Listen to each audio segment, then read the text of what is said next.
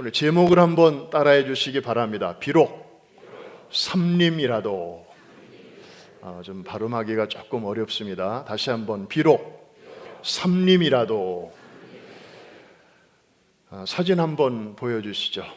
20세기 초에 미국의 어느 구두 회사에서 아프리카 시장 개척을 위해서 2명의 세일즈맨을 동시에 보냈습니다.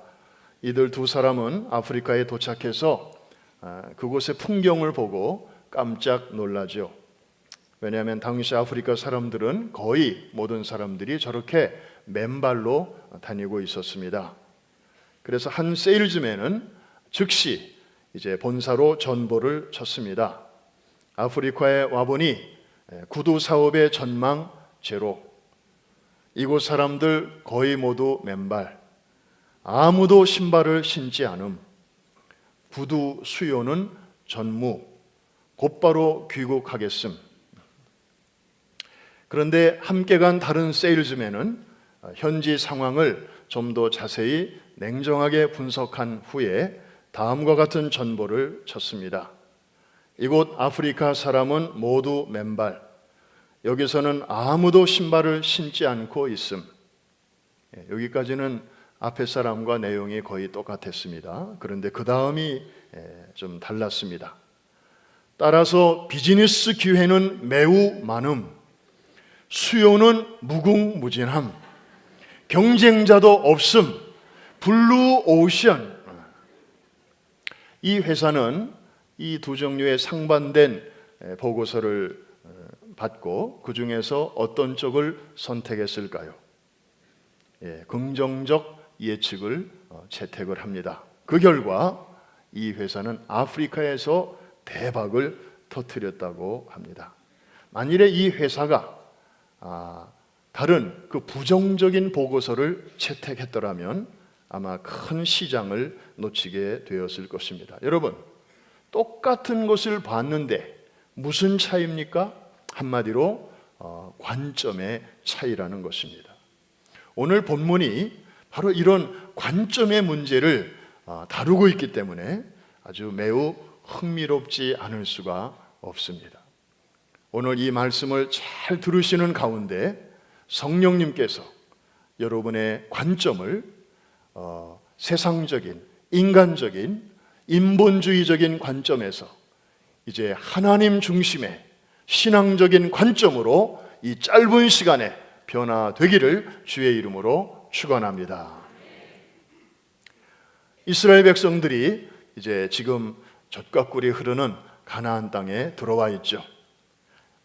하나님으로부터 축복을 선물로 받은 것입니다.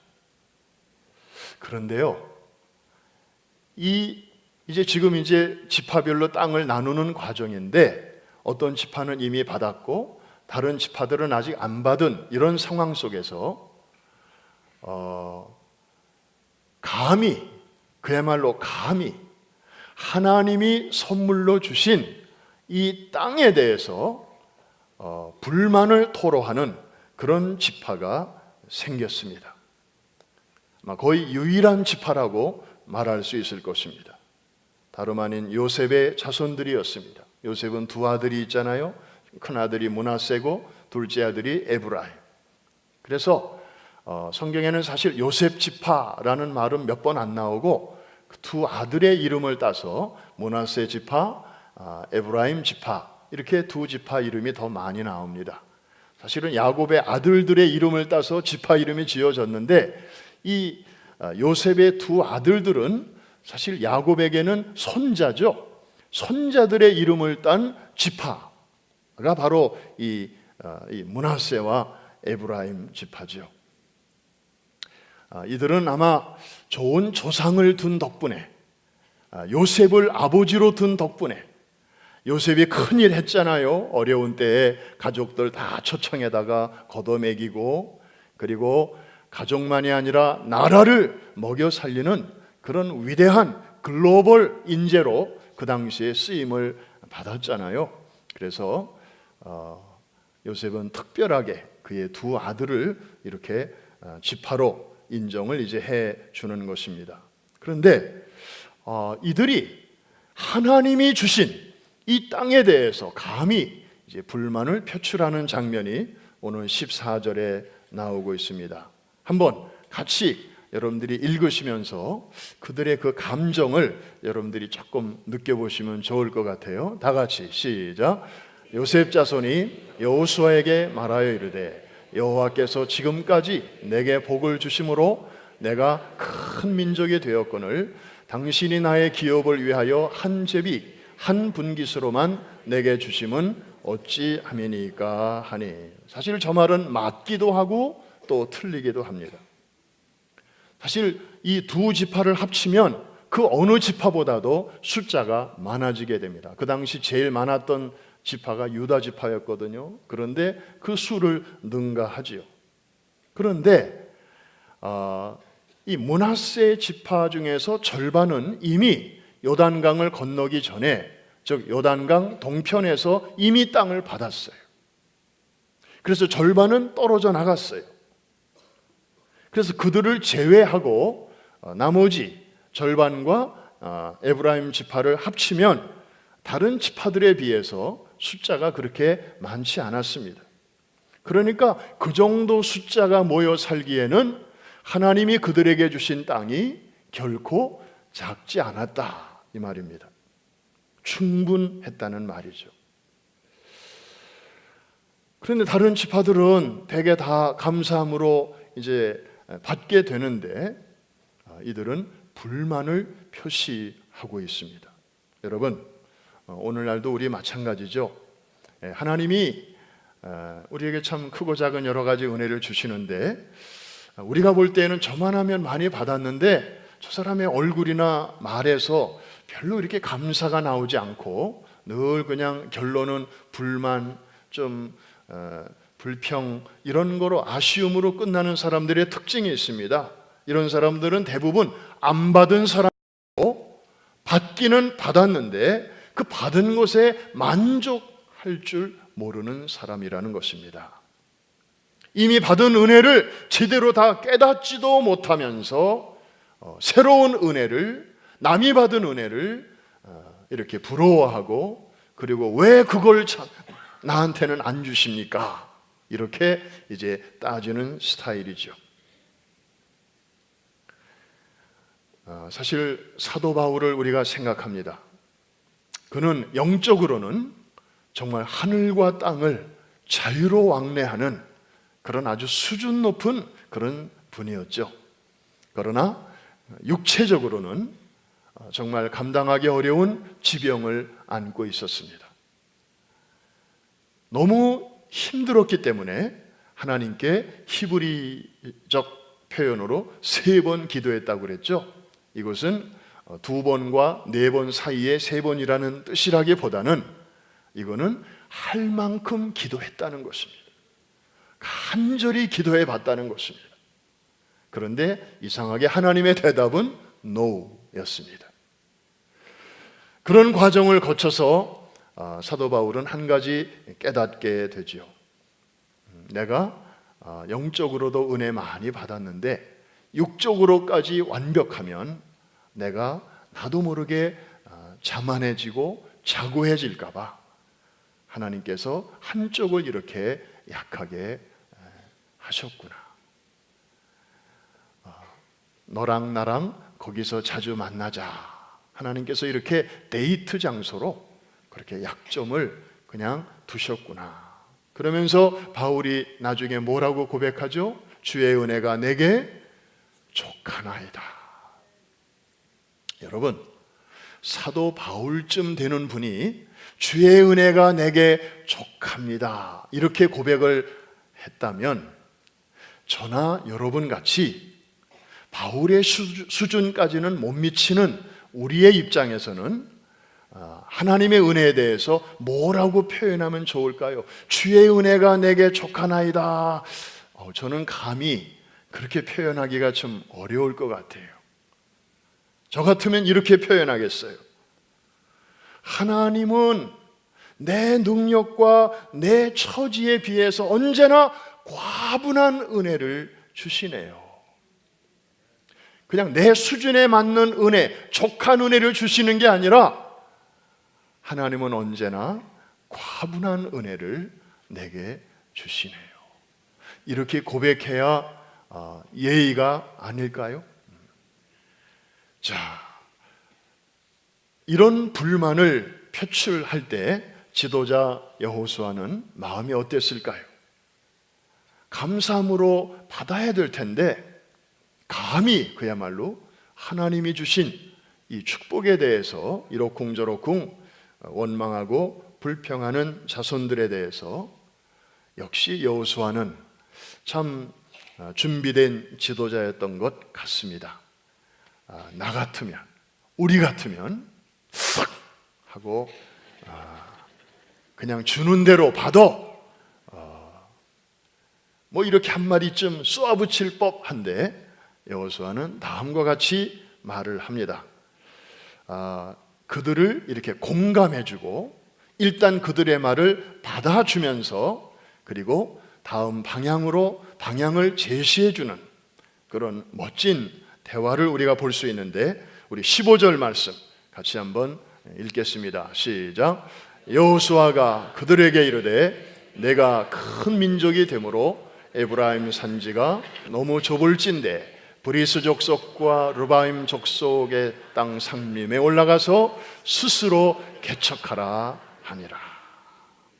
그래, 너희들 숫자가 참 많지. 두 지파가 합치니까 더 그럴 거야. 그 많은 사람이 살기에 넉넉하진 않겠지. 맞아, 이해해. I know. 여러분, 우리가 사람끼리 대화를 하다 보면 말이 되는 말을 하는 사람이 있고 어떤 사람은 뭔가 진지하게 얘기하는데 말이 안 되는 얘기를 하는 사람이 있어요.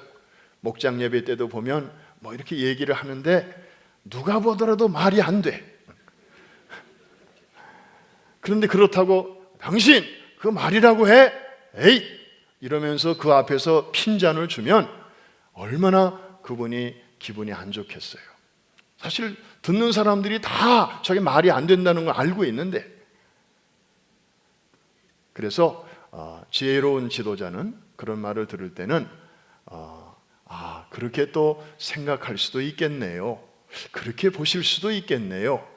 일단은 그거를 내가 뭐 동감하는 건 아니지만 일단 그 말을 이렇게 받아주면서 그 다음에 이제 그분이 바른 길로 잘 갈 수 있도록 안내해 주는 것. 유대인들의 표현을 빌리면 곡선으로 직선을 그린다 할까. 참 우리가 대화할 때 좀 그런 기술이 좀 필요한 것 같습니다. 이게 잘 안 되면 그냥 좋은 모임인데 그 말 때문에 분위기가 이상해지는 경우가 종종 있습니다. 특별히 우리 한국인들은 what to say도 중요하지만 how to say it. 그래서 우리 한국의 어머니들이 참 잘하는 게 뭐냐면 아주 애들에게 유익한 말이고 필요한 말인데 애들에게 굉장히 기분 나쁘게 하는 그런 독특한 재주를 우리 한국의 어머니들이 갖고 있어요. 내용은 다 좋은 내용들이에요. 그런데 애들이 아주 이렇게 상처를 받아요. 지금 여호수아는 이 지파의 불만에 대해서 그럴 수 있겠구나. 그래, 좁지. 맞아, 너희들이 큰 민족이야. 그걸 그렇게 공감을 해주면서 그러면 너희들이 그 힘을 가지고 좀 그 준비 안 된 땅에 가서 너희들 하나님이 주신 그 땅 안에 나무들이 많아서 그런데 그래서 너희가 살 수 없어서 그런가 본데 그걸 좀 치면 어떻겠냐. 바로 그런 권면을 하고 있습니다. 자, 여기 중요한 말씀이 나와요. 스스로 개척하라. 한번 따라해 주시기 바랍니다. 스스로 개척하라. 영어 성경에 보니까 저렇게 킹제임스에서는 cut down for thyself. 너희들 스스로 잘라내라. 저건 이제 나무들을 염두에 두고 하는 말이죠. 앞에 삼림이라는 단어가 나오니까 그 서 있는 나무들을 좀 다 이렇게 밑둥을 쳐서 거기를 평지로 만들라. 그런 내용이죠. 여러분들이 많이 보시는 NIV에 보면 clear land for yourselves. 너희들 스스로의 힘으로 너희들이 올라가서 그 땅을 클리어해라. 많은 의미가 있겠죠. 이렇게 가로고치는, 방해가 되는 뭐 나무만이 아니라, 나무는 베고 돌들은 캐내어서 이제 평탄한 사람이 살 수 있는 그런 유익한 땅으로 만들라 하는 내용이죠. 히브리어 원어로는 어떻게 되어 있는가 봤더니 베레타 혹은 명사형으로 베레이트인데, 짐승을 둘로 쪼개다, 나무를 둘로 쪼개다, 이런 뜻이에요. 여기서 언약이라는 그런 성경의 중심을 흐르는 그런 개념이 나오게 되었죠. 이게 쪼개다, 자르다, 그런 단어입니다. 다시 말해서 스스로 개척하라, 이 말은 뭐예요? 거기 있는 잡목들은 베어내고 돌은 골라내어서 힘든 환경, 척박한 여건을 이제 쓸모있는 옥토로 바꾸라는 것입니다. 뭐 새로운 땅을 주겠다는 게 아니죠. 하나님이 너에게 주신 그 축복의 땅 안에 그런 여러 가지 가로고치는 것들을 너희들이 스스로 그거를 좀 변화시켜라, 이런 명령이었습니다.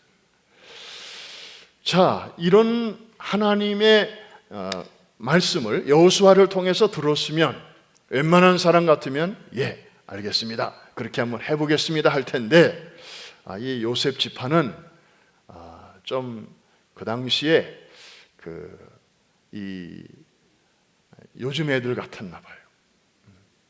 뭐 아주 그냥 얼마나 기가 세고 그리고 자기들만 알고 그랬는지 이 말을 듣고 또 다른 불만을 지금 또 꺼내고 있습니다. 또 다른 핑계거리를 찾아내고 있는 것입니다. 그게 뭔지 그들의 말을 직접 한번 들어보시기 바랍니다. 16절입니다. 시작.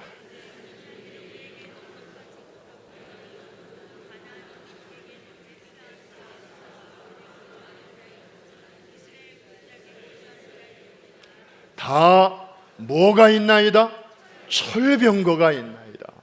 아까는 땅이 좁다고 불평하더니 이제는 철병거 때문에 우리가 어려울 것 같다. 우리가 그 땅을 그렇게 좀 개간하고 개척하는데 어려움이 있습니다.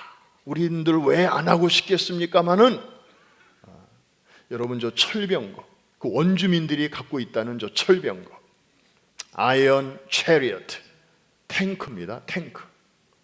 우리에게는 소총밖에 없는데요, 쟤네들은 탱크가 있어요. 우리가 어떻게 쟤네들을 싸워 이길 수 있겠습니까? 우리가 어떻게 쟤네들을 쫓아낼 수 있겠습니까? 여러분, 사실 이 말도 어떤 면에서는 맞고 어떤 면에서는 문제가 있습니다. 객관적으로는 사실이에요. 월등 앞서는 그런 무기를 가지고 저들은 버티고 있습니다. 그런데 뭐가 문제입니까?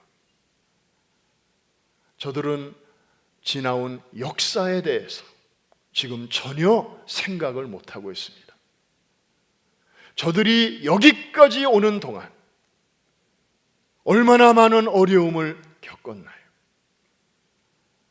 거슬러 올라가면 애굽에서 400년 동안 그의 조상들이 종노릇 했죠. 사람의 힘으로는 자유인이 되기 어려운 상황에서 하나님께서 하나님의 능력으로 저들을 빼내어 주셨습니다. 내가 내려와서 너희를 애굽인의 손에서 건져내었다.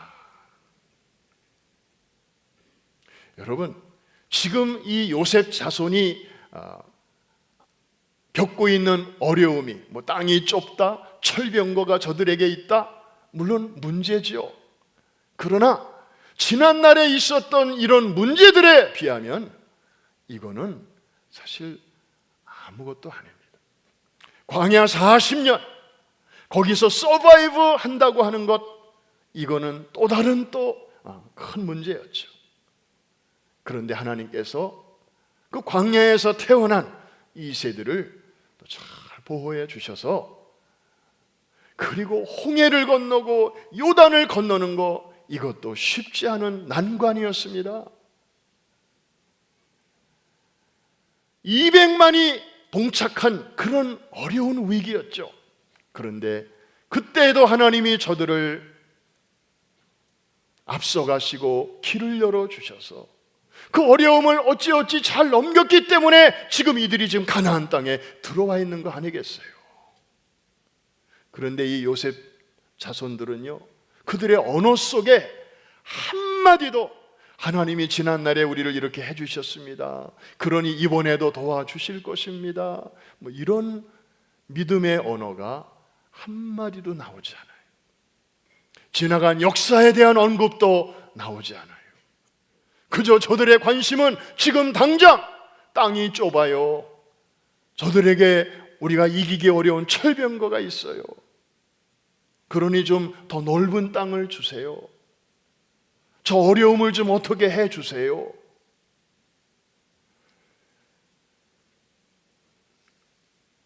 여러분, 이런 모습 속에서 어쩌면 우리의 자화상이 보이지 않나요?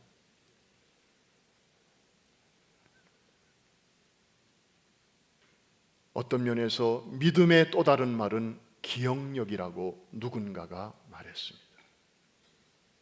하나님이 지난날 정말 우리를 어떤 웅덩이에서, 그리고 어떤 깊은 수렁에서 우리를 건져내 주셨는가를 기억하는 것, 거기서부터 우리의 믿음은 시작된다는 것입니다. 여러분, 요새 치매 걱정들 많이 하시는데 너무 걱정하지 마세요. 그냥 오면 그냥 걸리면 돼요. 그 치매 걸린다고 천국 갈 뿐이 안 가는 거 아니고, 평생 신앙생활 잘하시던 권사님이 예수가 누구요? 그 말 한마디 했다고 하나님의 구원이 취소되겠습니까? 그거는 그냥 정신의 영역이고 혼의 영역이에요. 영은 아니에요. 너무 그렇게 벌벌 떨지 마세요. 진짜 우리가 두려워해야 할 치매는 영적 치매예요. 하나님이 지난날에 여러분들을 크고 작은 어려움에서 건져내 주셔서, 그래서 지금 우리가 지금 이 자리까지 왔잖아요. 그런데 그거를 새하얗게 잊어버리고 기억 못하고 그냥 하루살이처럼, 인생이 지금밖에 없는 것처럼, 내 인생이 지금 이 문제 앞에서 끝장이라도 날 사람인 것처럼 그렇게 하면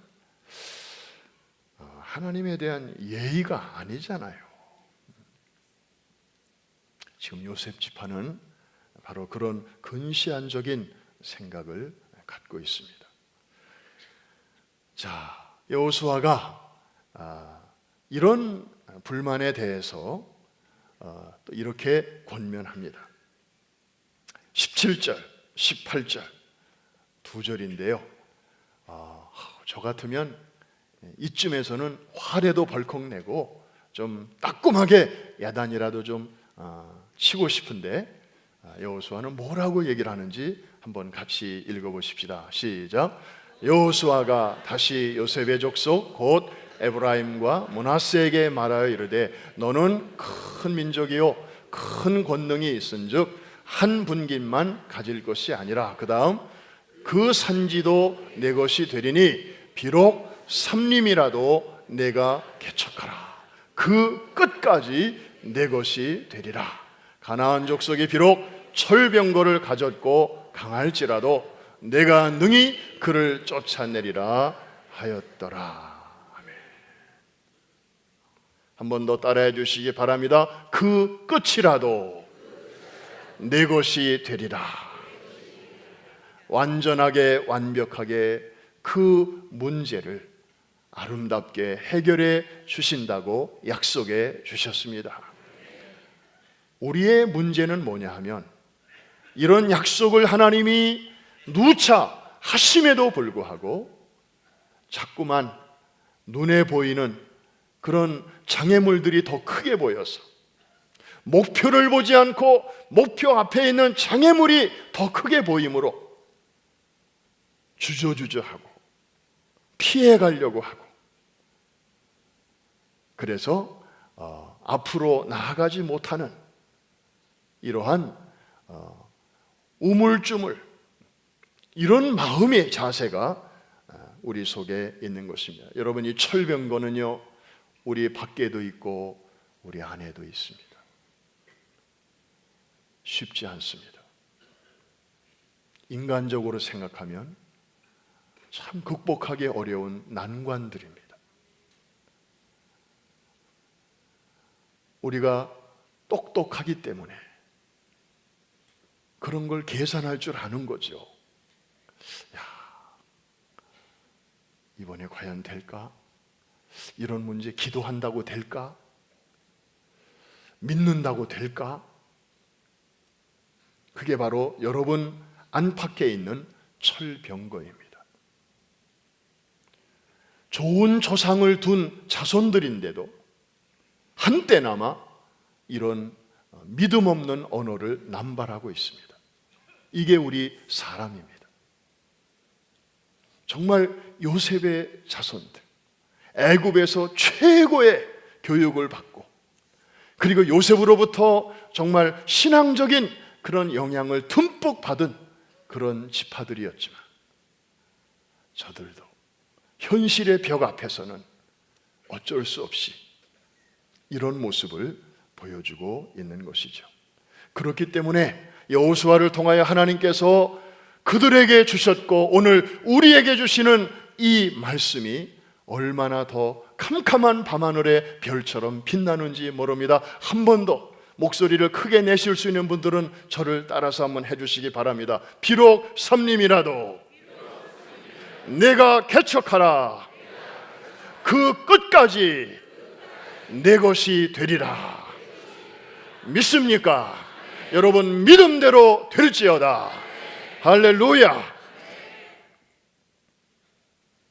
그렇습니다.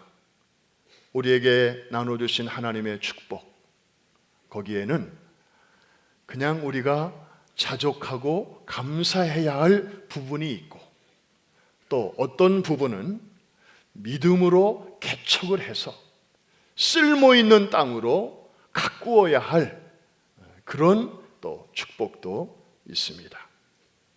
이 두 가지를 우리는 잘 분별을 해야 됩니다. 자, 하나님이 우리에게 그냥 이렇게 완벽하게 해서 주시는 선물이 있어요. 그거는 우리가 이바지하고 싶어도 할 수 없는 것들이에요. 하나님만이 하실 수 있는, 예수님만이, 성령님만이 하실 수 있는 일들, 십자가와 부활의 진리라든지, 그렇게 해서 우리에게 주시는 구원이라든지, 이것은 우리가 이바지할래야 할 게 없어요. 그냥 우리는 감사합니다, 나 같은 죄인, 나 같은 죄덩어리에게도 이런 구원을 선물로 주시니 감사합니다. 이건 그냥 우리가 그냥 할렐루야 찬송하고 그냥 감사하고 그냥 받으면 되는 거예요. 그런데 어떤 것들은 하나님이 이렇게 미완성의 모습으로 우리에게 주셔요. 약간의 문제와 장애와 도전이 섞인 채로 우리에게 주셔요. 베어야 할 나무들이 그대로 있는 채로 그 축복을 주셔요. 캐내야 할 돌들이 그대로 있는 채로 그냥 주셔요. 그럴 때 우리는 가만히 있으면 안 되죠. 아유, 하나님 기왕에 주시는 거니까 그냥 저는 굿이나 보고 떡이나 먹을래요. 하나님이 주신 건데 알아서 다 나무 베주시고 돌도 캐주시고 그렇게 하겠죠. 여러분, 이게 믿음인가요? 아니에요. 여러분, 낚시하는 사람이 물 밑에서 노는 고기들이 내 밑으로 다 모이게 해주세요, 이거는 사람이 못하는 거예요. 그건 하나님이 도와주셔야 되는 거죠. 근데 고기들이 내 앞으로 막 왔네요. 그러면 그걸 낚기 위해서 그 바늘에 지렁이는 누가 껴야 되는 거예요? 그리고 누가 낚싯대를 던져야 되는 거예요? 그리고 이 찌가 왔다 갔다 하면 누가 이거를 올려야 되는 거예요? 그리고 걸린 고기를 빼서 망 속에는 누가 넣어야 되는 거예요? 그것까지 하나님이 다 해주시겠지 뭐. 이건 믿음 좋은 사람이 아니에요. 착각하지 마십시오. 하나님이 해주시는 게 있고 우리가 믿음으로 도전해서 정복하고 다스리고 컬티베이트, 가꾸어야 할 분야가 있는 것입니다. 사랑하는 우리 프라미스 가족 여러분, 우리는 이 두 가지를 하나님이 우리에게 그저 주시는, 완벽하게 주시는 선물은 우리가 그저 감사와 찬송으로 받게 되시기를 주의 이름으로 축원합니다.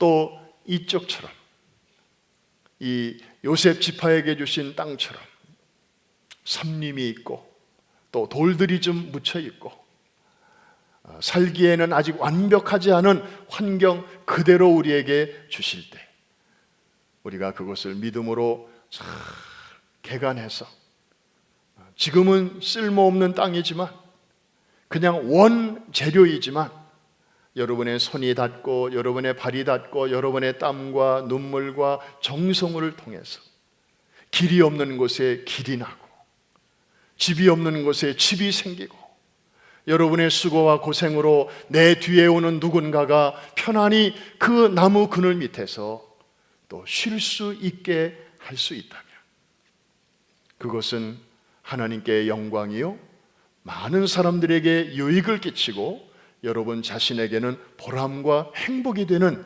그러한 아름다운 수고인 줄로 믿습니다. 그리고 이 두 가지를 헛갈리지 않고 잘 분별하는 지혜가 여러분 모두에게 있게 되기를 주의 이름으로 축원합니다. 이제 마지막으로 이스라엘의 초대 수상이요 국부로 추앙받고 있는 다비드 벤 구리온에 대한 일화를 잠깐 소개하고 마치려고 합니다. 이분은 유대인으로서 폴란드에서 태어났습니다. 바르샤바 대학에 다니던 중에 20살의 나이에 이제 그토록 그리워하던 고토 이스라엘로 돌아오게 됩니다. 그런데 그 앞에 펼쳐진 이스라엘 땅은 젖과 꿀이 흐르는 땅이 아니었습니다. 이미 아랍 사람들이 다 들어와서 살고 있었고 그리고 그에게 주어진 땅은 아무도 살지 않는 황량한 들판 광야의 한 농장이었습니다. 동료 몇 사람과 함께 광야를 개간하면서 젊은 시절을 보내게 됩니다. 그 이후에 정치에 투신하게 되면서 그는 건국 과정을 주도해서 이제 건국의 아버지라는 소리도 듣고 두 차례 총리를 역임하는 등 이스라엘의 정치를 상징하는 그런 인물이 되었습니다. 그런데 그의 삶은 은퇴 후에 더욱 빛나게 됩니다. 77세의 총리직에서 물러난 그는 예루살렘의 안락한 저택을 마다하고 네게부 사막으로 들어갑니다. 아침의 땅이라고 하는 뜻을 가진 스데 보케르에 정착을 합니다. 주변 사람들은 만류했습니다. 이스라엘의 국부가 아니십니까? 그런데 그리고 노인이신데 변변한 병원, 의료시설도 없는 저 사막 한가운데 가서 병이라도 나면 어떻게 하시려고 그럽니까? 그리고 너무 민망하지 않습니까? 그러나 그는 이렇게 말했습니다. 총리는 한 번에 딱 한 사람만 할 수 있지만 사막에 꽃을 피우는 일은 수만 명이 함께 할 수 있지 않겠습니까? 이렇게 말하면서 사막에 사는 기쁨을 노래했습니다.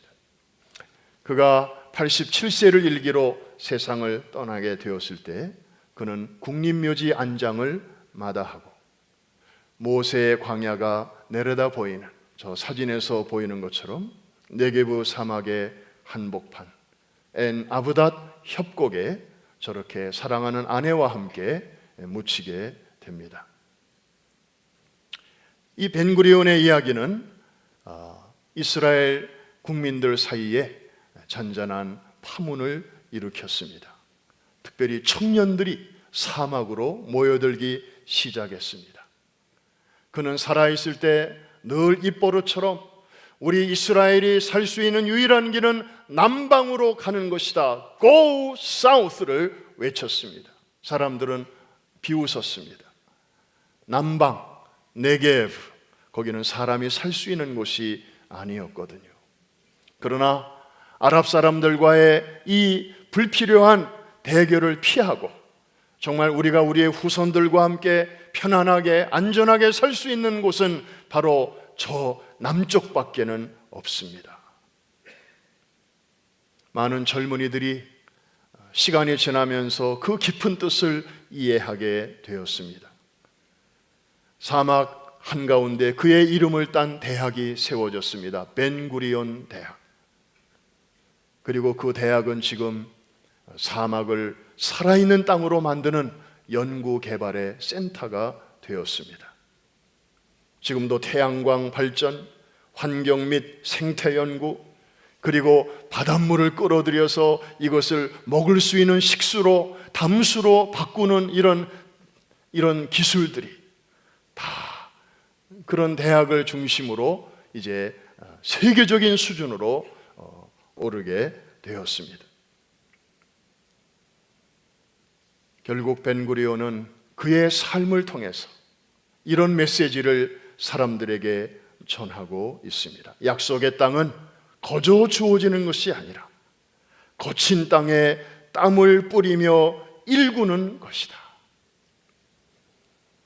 이러한 비전에 오늘날 많은 사람들이 이제 동감을 하고 그리고 참여하게 되는 것입니다. 사랑하는 성도 여러분, 우리도 사실 탓할 것으로 따지면 너무나 많죠.